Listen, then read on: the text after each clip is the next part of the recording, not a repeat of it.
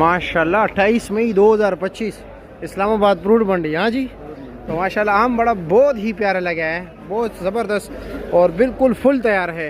ये सारे ऐसे हैं या सिर्फ ये जो डिस्प्ले किया हुआ है इसका कलर अच्छा है?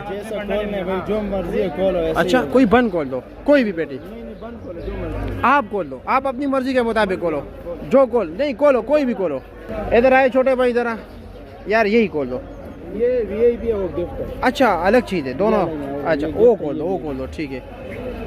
अच्छा चलो, ये गिफ्ट है, ये वीआईपी है। ठीक है, ये गिफ्ट है ना, इसका रेट ज़्यादा होगा ना? हाँ, इसका रेट 2600। ये 2600 रुपये है।